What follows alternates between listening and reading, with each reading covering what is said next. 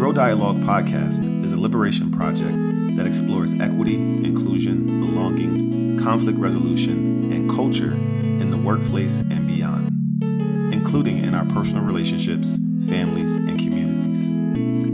Each week, my co-host, Mariella Marie, and I will bring you insightful guest interviews and artistic expressions curated to amplify emerging voices who are sharing practices that support society's transition to a more collaborative, just, sustainable, and liberating coexistence. We live during a time when divisiveness and polarization dominate the social, economic, and political discourse.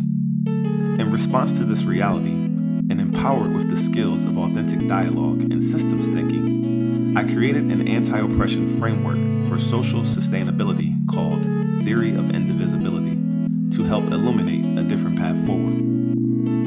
Our hope is that these conversations and calls to action will ignite tolerance and empathy and provide guidance for our global listeners who want to actively engage in ending all forms of oppression while creating thriving relationships in the workplace and beyond. I'm Dr. Sundiata. Let's grow dialogue. All right, what's good? Ashley Page, thank you for being here. How you doing today? I'm wonderful, and you're welcome. You're very welcome. How are you? I am doing well, really excited. You're one of the first interviews to kick off this new Grow Dialogue podcast. So, really excited about that. And, just for our listeners to know, we go way back to high school, Central High School in Philadelphia, class of 256. Yes. And we both reside in the Metro Atlanta area. So just really excited to kind of introduce our audience to you and, have them learn more about you, your background, as well as your, the things you've learned in your journey through corporate. So, to start, to get things kicked off, I want to ask you a general question about who you are personally. How do you define yourself? How would you answer that question? Ooh, wow. Okay. Well, first, thank you again for inviting me here.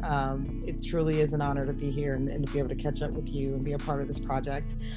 Before I start answering questions, I do have to say that the opinions I express here are my own and do not necessarily reflect those of the company I work for or any other organizations. Now let's get down to business. How would I define myself? Well, there's a couple of ways I could answer that, right? Like, I could think about the different roles that I have in my life, right? I am a mom. I am a sister and a friend. I'm an attorney. I am a manager and a leader. But then when I think about who I really am at my core, I am a person who's infinitely curious. I am a person who is open-minded, practical, incredibly generous, and incredibly motivated. That's how I would describe me. Awesome. Love those descriptors. Okay, so who are you professionally? Who am I professionally? Yes, how would you define that? Like I said, I'm an attorney. I am currently Senior Vice President, Deputy General Counsel, and Chief Compliance Officer at Endeavor. We are a large sports, entertainment, media, fashion, content holding company. So a lot of people are not familiar with the Endeavor brand itself, but many people are familiar with the brands that we own and operate. We own WME Talent Agency, UFC, Professional Bull Riders, IMG, including all IMG properties, Miss Universe, Freeze Art Festival, among many, many other things. I've been in this role a little over a year. My background is in general IP transactional work. I spent several years as general counsel for Learfield, which is the top college sports marketing, sponsorship and licensing company in the country. But other than that, what I would say is, again, someone who's infinitely curious, right? Always looking to learn new things. Definitely being in a first-time compliance-focused role has been a very interesting challenge for me. I am a very authentic leader. authenticity and being able to bring my whole self to work every day and fostering an environment on my team where the people who work for me can do the same is deeply important to me. And I believe it's essential to why I've been so successful in my career. Yeah, and I would say that I am, again, practical. I'm a very practical attorney and very practical kind of thinker in general, definitely on the professional side, even more so than the personal side.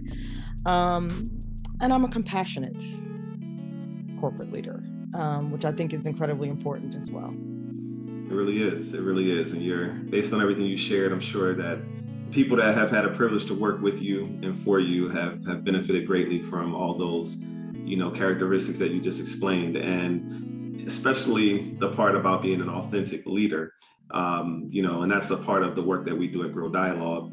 Is one of my specialties in the world is doing a training around a concept called authentic dialogue, which is a communication framework, for resolving conflict and making decisions collaboratively and together and authentically. So I love hearing it. I love that you include authenticity in everything you do. And it sounds like you've had a very, very interesting journey in your corporate, endeavors, and you happen to work for that company now, titled that has a vast range of, as you said, holdings. So before we get a little bit deeper into some of what you've learned in the corporate space and how it aligns to our mission for this podcast, I want to ask you another question about, are you able to share a story that has inspired you or your work? Because a lot of what we're doing with this podcast is going to be around stories. And so can you think of, I know I'm kind of putting you on the spot, but could you think of a story, again, that has inspired you? It can be something that's inspired you personally to become all the things that you've expressed that you are, and or, professionally. Oh, that's a great question. A story that has inspired me. I recently watched King Richard. And I know I'm late, but it's been out forever. But I've always been, I'm a huge tennis fan. And I've always been fascinated and motivated by the Williams sisters and everything that they've accomplished. And especially, as tremendous as their accomplishments are, like, it's doing it in the face of, almost constant like negativity and just hate, they face so much of it for things that, Black women, especially, Black women in corporate spaces, are used to getting flack about too, like our hair and our bodies and, like things like that. But, watching the movie and really having that insight into their father's vision for them and, the connection, among their family and how he guided them, I would say their story, because it's, they overcame so many different odds and obstacles, and they did it by maintaining their focus, and their focus was on family and on each other. And I try my best to center family in my life, and I try to encourage, the people who work for me to do the same thing. And I guess you could call it a corporate culture strategy if you want to, because part of why I do it is because, everyone has some level of family or friends that are important to them in a community that means something to them, outside of work. And, when you connect with people in a way that makes them feel like you see that and you see them and you see that there's more to them than what they bring to work every day in the world that is work, and you allow them to bring that into that world, you get happier, healthier, more productive employees. But it's also just the right way to manage and the right way to think about management, which is why it's always been a part of how I operate. That was a great movie. I gleaned a lot of the same things from it. So I find it cool that you chose that as a story that has inspired you recently. And I imagine that the story has probably inspired you as a tennis fan for a long time because you've known it intimately. So I guess I'm just curious. So from watching the movie, would you say that it filled in a lot of gaps, or was it a story that you pretty much knew all those themes and arcs, and they had been kind of inspiring you through the years, or was it something more about just the movie and the way it was presented to you? No, I think it was, I mean, I had heard over the years, that I knew that their father had started out training them. And, I knew that they were from, South LA, and, that they had come from, meager beginnings, financially to, transcend to where they are, because tennis is a seriously expensive sport.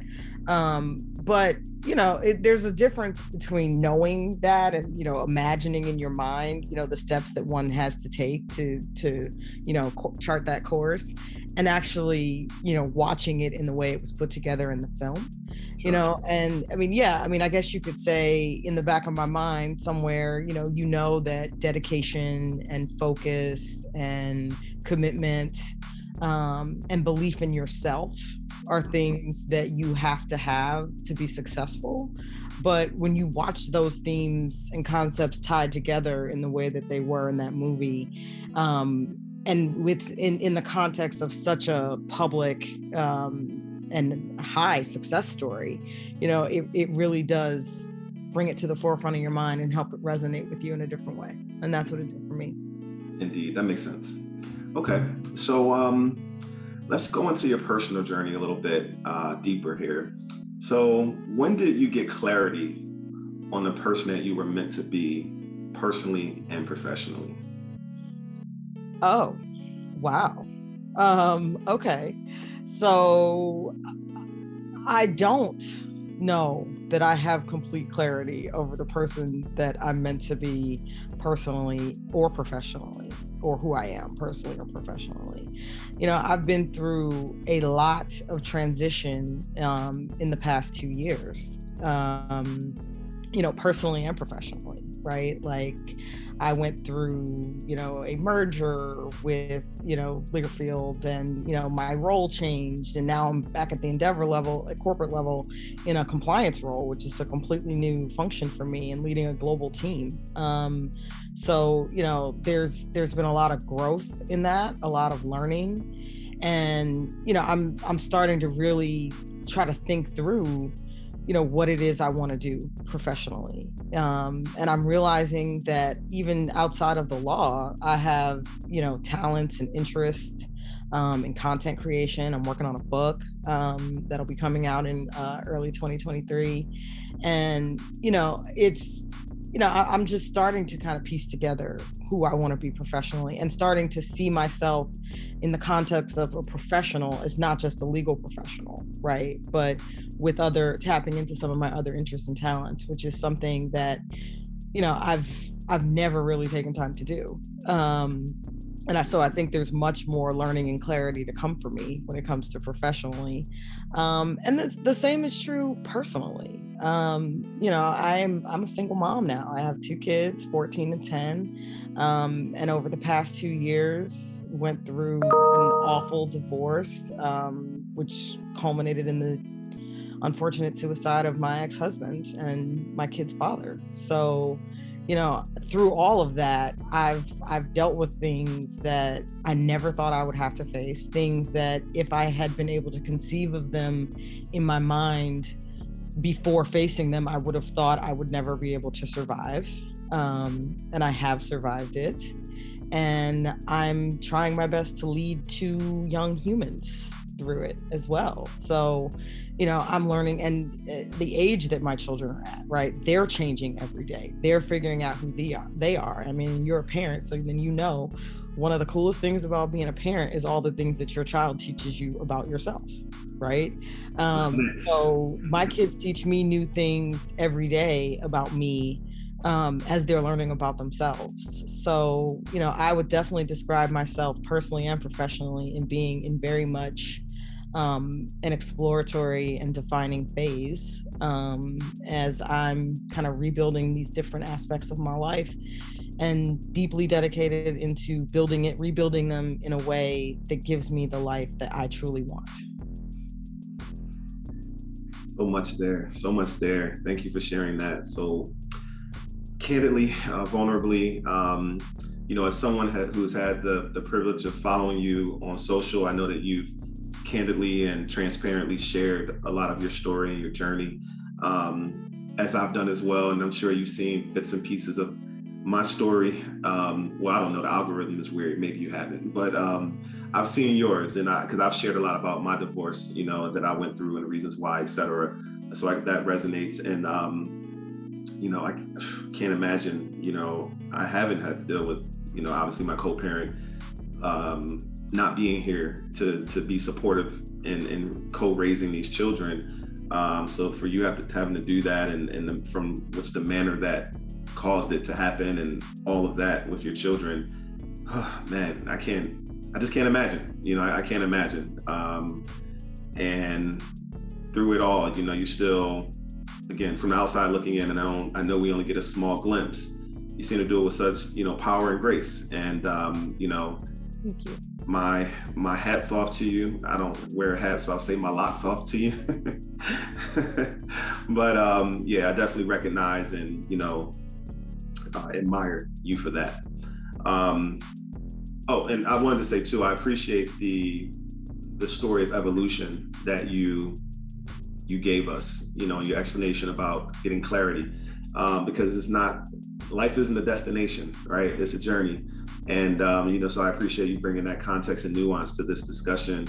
So I guess I want to take us back though to maybe, teenage years, your youth, and when you had a vision for who you wanted to be personally and professionally. So you're a lawyer, and, you're a mom, and you've a lot of things in between. Is there any point in your life where you set that goal of being those things? And what pulled you in that direction? Was it any influences in your life, anything you saw in the world where you said, you know what, this is what I want to do when I get older? Yes. This is what I want to be. Yes. And it's interesting you should ask me that, because I was just working through, some of the chapters in my book that are about that part of my life. My book is a memoir. So what I would say, first, I come from a very, very long line of strong, incredible Black women and Black mothers. So I've known for as long as I can remember that I wanted to be a mother. In terms of being a lawyer, it's funny, like even before I started thinking about what I wanted to be and what I wanted to do professionally, for me, it was about meeting expectations of excellence, right? And there were certain things that were considered excellence. Lawyers, doctors, things like that, right? And for me, honestly, the way that I looked at my academic journey and my career journey for a long time, but particularly in the early years, was more about identifying where my strengths were, and pursuing a path that led to excellence through that route, right? So I chose law school and the legal profession because people always told me I was very good at arguing and a great communicator. And, I watched The Cosby Show and Law and Order, and that shit seemed cool. Like that's really how I got there. And then when I was at Spelman, I remember when I took the LSATs, which I took as a junior because I had come home the summer between sophomore and junior year, and I told my parents I changed my major from econ to history, and they were all about econ because they wanted me to major in something practical, like major in biology and go to medical school. I'm like, that's never happening. So I chose econ because it felt like business. I was majoring in business, but I was passionate about history. I love history. So I changed my major, and they were like, well, what are you going to do with that? And I was like, I'm going to law school. right? So my dad was like, okay, well then you will take an LSAT prep course this summer and sit for the LSAT in September since you say you're serious.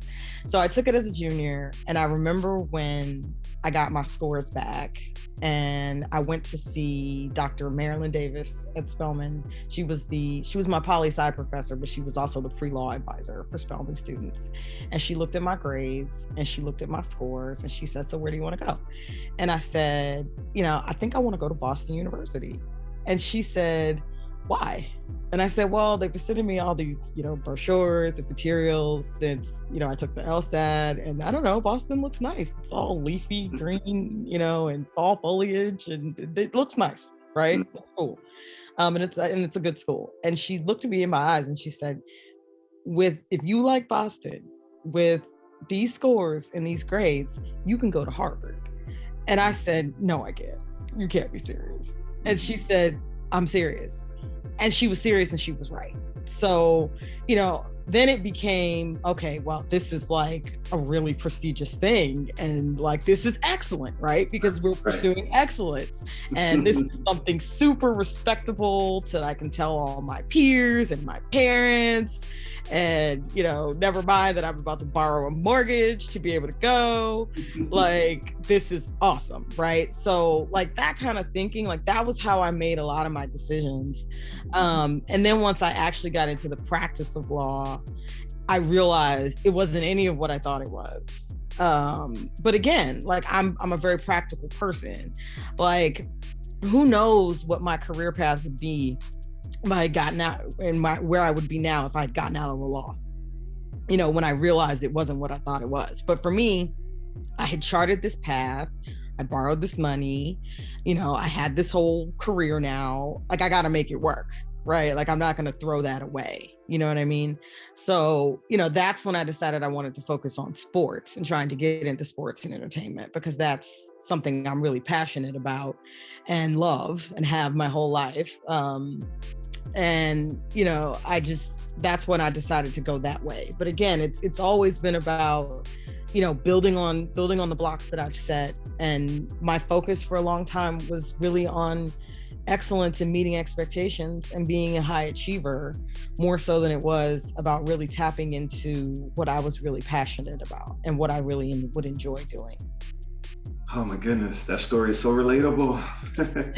I mean, you know how it is, right? Like, especially, like, we're both from Philly and we went to school together. So you really understand this, right? Like, coming from Greenfield to Central, like the idea that we were supposed to achieve, we were the best of the best, right? And that we were supposed to achieve certain things. And, all the conversations with classmates about where are you going to college and what are you going to do and what are you going to be? Like, that was just the mindset, right? And, it drove my career path and decision making for a very long time. Oh my goodness. Again, so relatable, especially the part about taking out, a mortgage worth of loans. That's for me to become Dr. Sundiata, which, by the way, Ashley calls me Scott because that's my given name. The people who know me through Grow Dialogue know me as Sundiata, which is my chosen name, which I changed in 2018. Changed to in 2018, but my given name is Scott Speed, and that's how Ashley met me. And I'm sorry, I knew about the name change. It's just, when you know somebody forever, like. I get it. It feels like, right, especially, you haven't greeted me like in person for forever. It's like, I'm Scott to you. I get it. And and it's okay. When people who know me from way back call me Scott, I answer. I definitely still answer. But again, yeah, that whole excellence thing, that's why I wanted to be doctor. Back in the day, it was Dr. Scott Speed. I come from a family of educators, and education was always, at the forefront of like, we got to achieve. And no one in my family had gone on. A lot of folks had gotten master's degrees, but no one had gotten a doctorate degree. So I decided a long time ago, that'd be cool, kind of, on that excellence ladder, right? It'd be cool to be Dr. Scott Speed one day. And I literally initially wanted to do it just for the excellence behind it and the prestige behind having, being doctor somebody. Mm-hmm. And, but I won't go into like how I feel about it now. Maybe I'll share that with my listeners some other time. But man, Again, so relatable, so relatable. Yeah. Um, so, okay, my next question, and thank you for sharing that. Hmm, do you feel like you have to wear a mask currently in your life, personally, or professionally? Do you feel like you have to wear a mask? Ooh, you Oh, got and before you answer, I'll say this because again, I know you gave um, the disclaimer up front.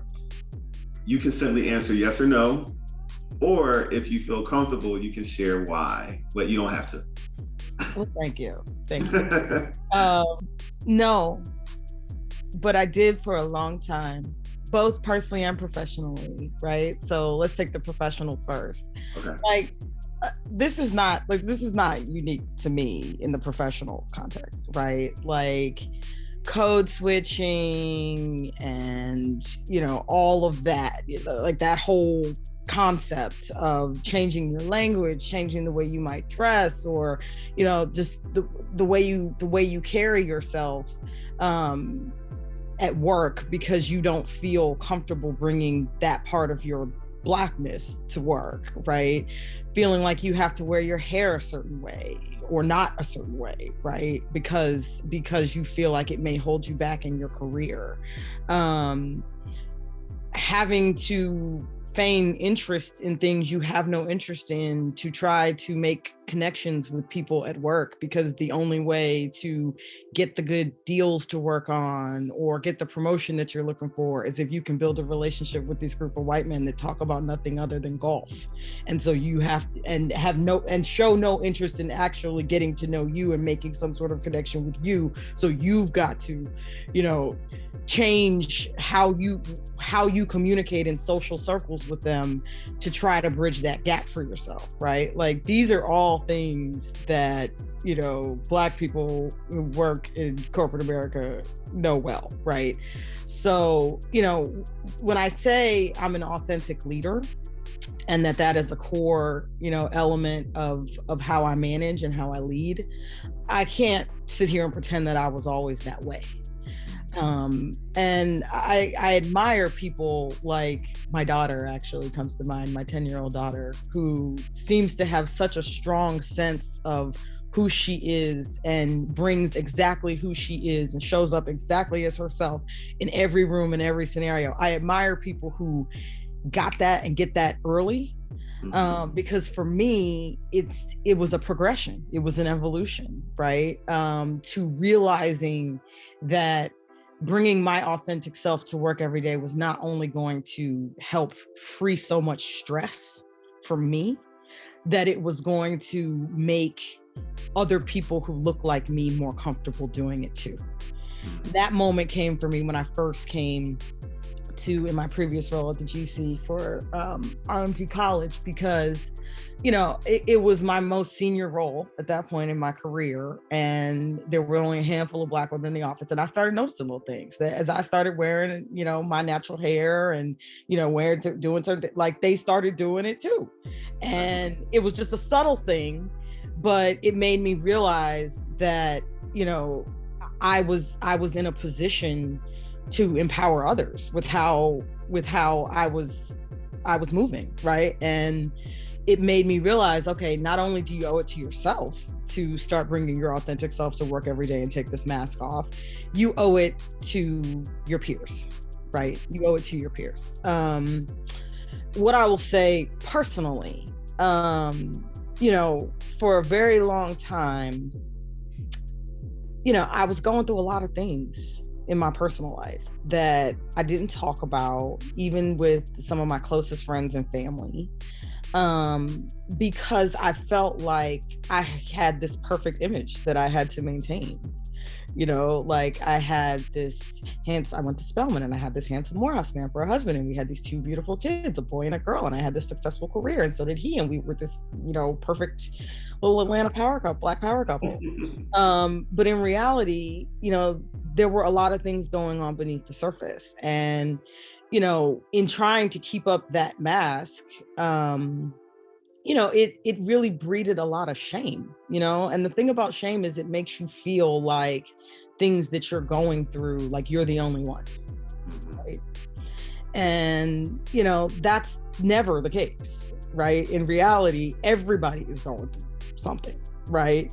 And so everything that I went through, and eventually like the mask was like ripped off. There were many elements of things that went on in my personal life that became very public in ways that I never would have wanted, which made it that much harder and that much more excruciating to go through what I was going through, what we were going through. And it was like at that point, it's like, okay, the mask is off, right? Like, do I really want to put it back on, and ever? And the answer is no, right? And again, just like I said about the professional side, like in my personal life, I've realized that being open and honest about experiences I've had, things I've been through, things I was feeling as I was going through certain things, that being open and being transparent and being my authentic self in my personal life, again, inspires and empowers others and makes them feel seen. That's the whole reason I'm writing the book,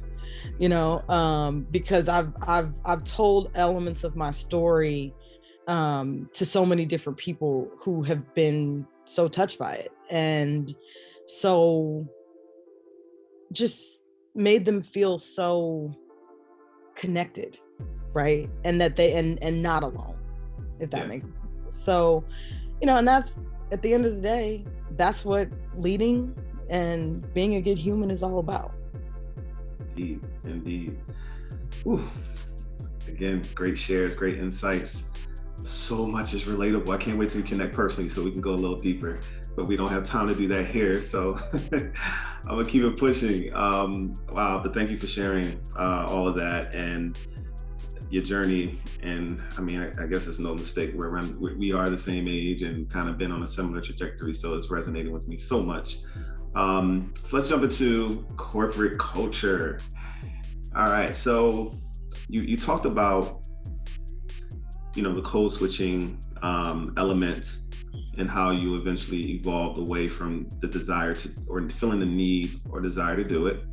And it was an evolution. And I also appreciate how you recognize in your daughter how she's able to show up that way now.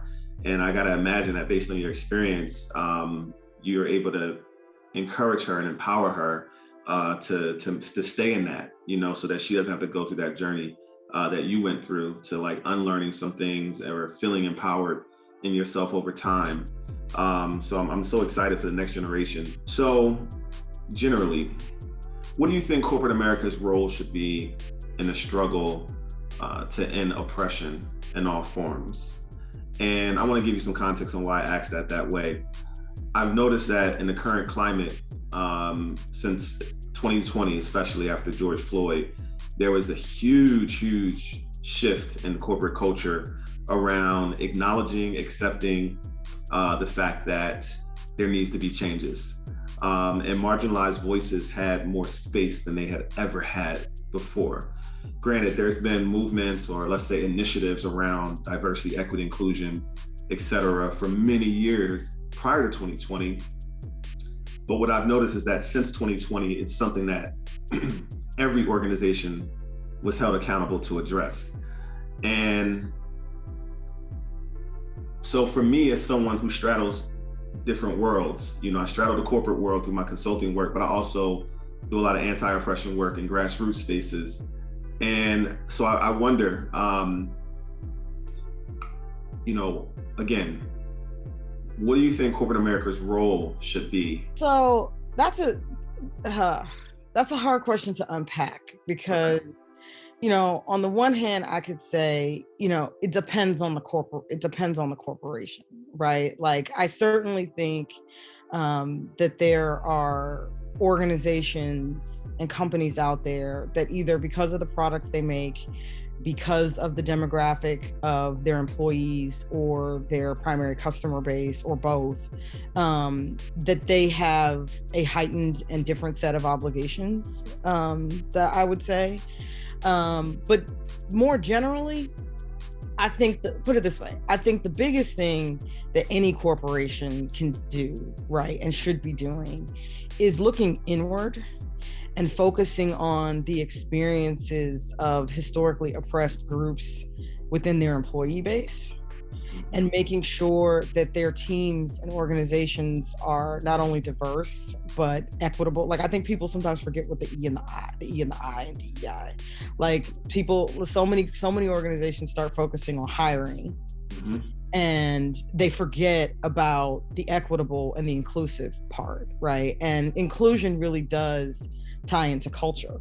And the other thing I think a lot of corporations get wrong in this area is I think there are too many organizations that aren't really focusing deliberately and systematically on their culture, right? And putting proper resources into cultivating the culture that they want. And I tell people, like, I think of corporate culture like I think about my lawn, right? Like, if I want it to be green and lush and uniform, consistent, healthy, I've got to work at that. I've got to water it. I've got to feed it. I've got to nurture it. I've got to cultivate it into what I want, right? If I don't do that, I will still have a front lawn, but I'm going to get what I get. I'm going to get some pockets of beautiful wildflowers that manage to sprout in parts of the yard. I'm going to get some patches of dandelions. I'm going to get some stinkweed, and I'm going to get some spots that are just brown and dead, right?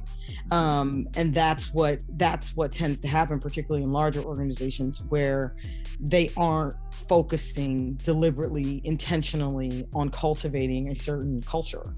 And that is key. Cultivating the right culture is key to creating an inclusive and equitable work environment, right? So I think a lot of organizations, George Floyd's murder, and in their haste to jump on trend, right? Frankly, I think, I don't want to make it seem like I think, all of the corporate efforts are disingenuous, or any of them are disingenuous. Disingenuous isn't the right word. I definitely think part of it is it became very on trend, and it became we have to say something. And so we're gonna hurry up and jump in, and we're gonna try to throw some programs together internally, and we're gonna issue some corporate statements, and we're gonna do this, we're gonna do that, we're gonna hold town halls and talk to all our Black employees about their feelings, and we're gonna do things like that, without really thinking carefully about what we should be doing, right, and what is really needed. But I think they jumped into those things on top of that without really focusing on the basics of their own culture and focusing on the experiences of their own employees in a meaningful way. Aside from that, how corporations spend their dollars, where they spend them, how they spend them can impact, the experiences of oppressed groups, for sure. And like I said, certain organizations and companies that are catering to, certain demographics, or, particularly, like I was on a panel a couple months ago about the intersection of sports and social justice for the American Bar Association. And we talked about the sports leagues, right? And, things like, everything from the NBA moving the All-Star game out of Charlotte over the transgender bathroom law, to MLB moving the All-Star game out of Atlanta over our voting laws. It's, whether these organizations should be doing that, right? And, from my perspective, like, if you take an organization like the NBA that is made up of primarily Black players, and has a huge Black fan base, yeah, I think you should be wading into those social justice issues, because, and using the weight of the NBA to advance those causes, if for no other reason than because you are a beneficiary of the support of these communities, right? Like, they are the lifeblood that's the lifeblood of your product, right? So, that's why I said, when you look at organizations like that, it's not necessarily corporate, but when you look at organizations like that, like, I think you have a different level of responsibility than, a corporation that has a bit more varied of a demographic and employee base. Thank you for that. Yeah, I mean, you know so many things, and you obviously have such a unique perspective based on your background and your history with this. Um, and I also appreciate what you stated around, where corporations are, because we run into that, grow with our work at Grow Dialogue. I like to say that corporations are in that 1.0. I call it DEI 1.0 phase. And what you explained and the work that we do, that deep work, that culture work, is what I like to call DEI 2.0. And that 2.0 work is all about behavior change. It's about creating processes to really change behavior that's going to shift culture. And what I've been learning out there is that a lot of organizations aren't necessarily willing to carve out the time necessary to nurture their lawn, using the analogy that you gave, in the ways that are needed, because it takes consistency. Once you cut it, it's going to grow back. It's not a one-time thing. It's not hiring someone to come in and do a feel-good speech or to do a talk or have a roundtable. We have to nurture our grass weekly, with the cutting and the pruning and the fertilizing and the et cetera. And that's what it takes, like you said, to shift culture in ways that will be equitable and inclusive. So yes, with that in mind, what would you say, or let me ask, what is your vision of the future as it relates to corporate culture?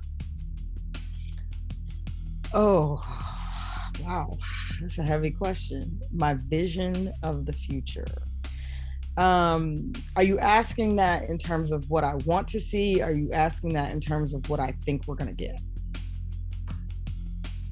I want both.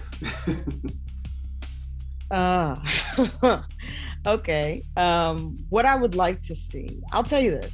I think that one of the silver linings of the pandemic has been the shift in corporate perspectives on remote and hybrid work arrangements. I think that there's a lot of benefit. I mean, certainly me as a single working mom definitely appreciates, the additional flexibility.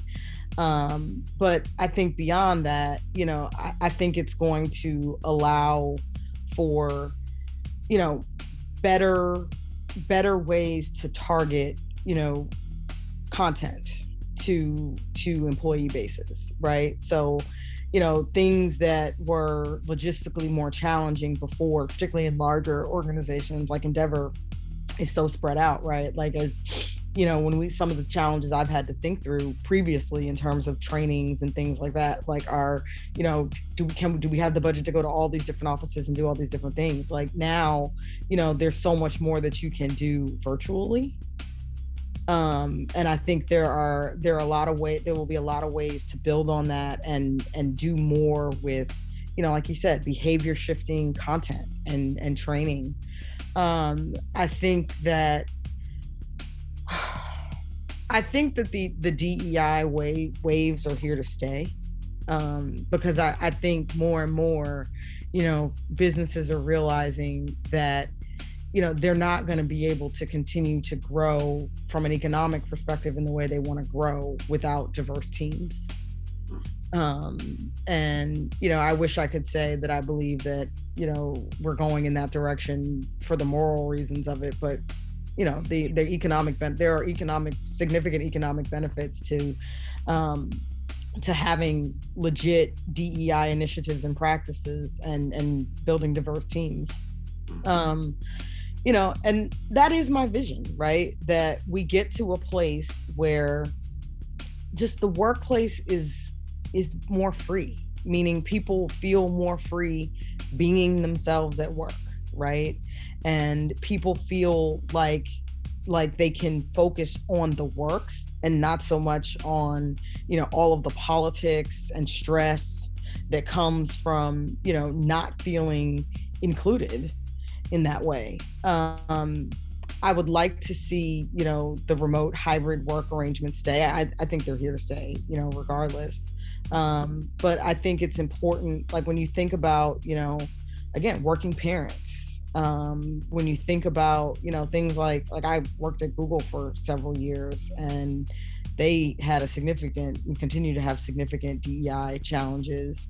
And, when I was there was this mentality that, everyone had to be based in Mountain View to advance beyond a certain point, especially for most teams, certainly the legal team. And, when you really think about like the struggle to diversify the tech industry, I think the miss certainly, I think, for the Black community is not understanding, the different experience that we have living out there in the Bay. I lived out there for 2 years, and I mean, there were things I loved about it, but there were definitely challenges. And there's a very, very, very, very, very small and limited Black community out there. And, like for a lot of us, we need to feel part of a supportive, larger community. Like we need things to be easy, like finding good barbers and good wings and, things that are comforts of home that we need. Right. And I always felt like that was a miss. Right. And especially with respect to our community and them not understanding that if you would allow more advancement opportunities for, African-American employees to be based in, your Atlanta office or your New York office or, other places, you might get more retention. Right. But I think, and I don't think that's just one example, but I think there's a lot of examples like that, that have made it harder for some of these companies to really, diversify in the way that they need to. And I think the remote flexible work arrangements will help with a lot of that.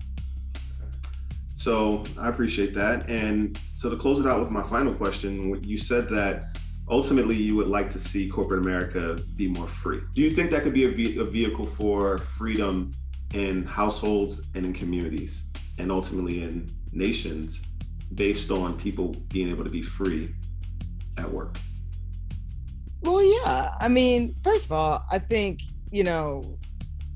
the concept of inclusivity and feeling free and comfortable, to be your authentic self, it's the kind of transformation and experience that shifts how you deal with relationships outside of the workplace too, right? So if you're feeling more comfortable in your own skin at work, right, then when you go out into the world outside of work, I think and I hope the way that it would work is that you would feel more empowered to make other people feel comfortable in their own skin. Mm-hmm. Right? Like that's how I would like to think the human mind works. Well, I appreciate that. These are things that I think about, in process, like, does it start in homes and communities and trickle into the workplace, or vice versa in the way that we're talking about it? And I imagine it's probably a combination and it's happening in different ways in all these contexts. But, I definitely appreciate, the heightened level of awareness, today in corporate spaces. I appreciate, the fact that people like you are in positions of influence in the ways that you are, and you're bringing these thoughts and these perspectives. And I believe it's definitely making a difference. And it's definitely, the people under your leadership, I think they can't help but have it trickle into their lives and how they show up, in their personal relationships in some way. So thank you so much for sharing these insights. Thank you for agreeing to be here. I know you're hella busy. So I really appreciate it. And again, really looking forward to connecting personally so we can go deeper. And but before we close, is there any way that you would like to share for people to connect with you beyond this podcast? Sure. I mean, I'm on LinkedIn. People reach out to me there all the time. So yeah, that's probably the easiest way. Okay, cool. So we'll include the link to your LinkedIn page in the show notes. And again, thank you so much for being here, Ashley. And thank you everyone for listening. Until next time, I love y'all. Peace. Thanks for tuning in to the Grow Dialogue podcast. Remember to join our Grow Dialogue community to continue the conversation, activate authentic dialogue, and to get exclusive content, discounts, and special offers on curated artwork and music from independent artists from the Americas. Check out our show notes for more info and visit www.growdialogue.com to join our live events. Don't forget to support us on Patreon. We really appreciate your support.